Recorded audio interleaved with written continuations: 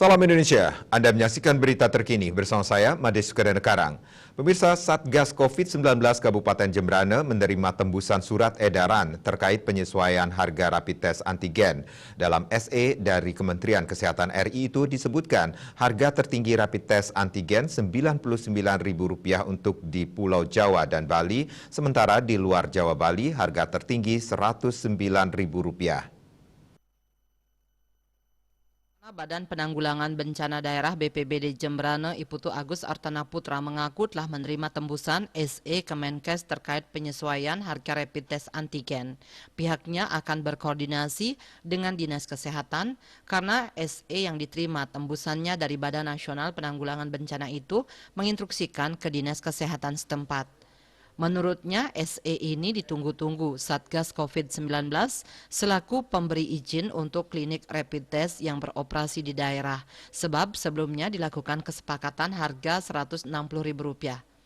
Dari 8 klinik yang mengantongi izin di Gilimanuk akan mengikuti kesepakatan tersebut. Dengan sudah adanya SE itu, maka ada dasar untuk menetapkan harga tertinggi sesuai aturan Rp99.000 itu.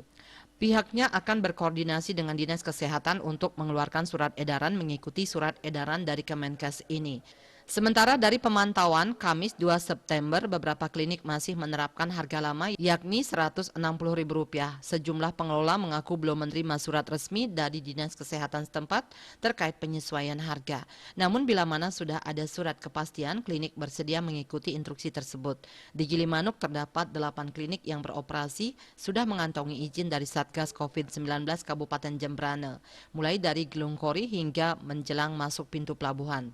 Sementara klinik di dalam pelabuhan Gilimanuk ASDP yang notabene di bawah BUMN Kimia Farma sudah sejak 17 Agustus 2021 lalu menyesuaikan harga. Sesuai kebijakan Kimia Farma Pusat, harga ditetapkan senilai Rp85.000 untuk rapid antigen standar. Surya Dharma Bali Pos melaporkan. Untuk mencegah penyebaran COVID-19, ingat pesan Ibu selalu terapkan 3M, wajib memakai masker, mencuci tangan, jaga jarak, serta hindari kerumunan.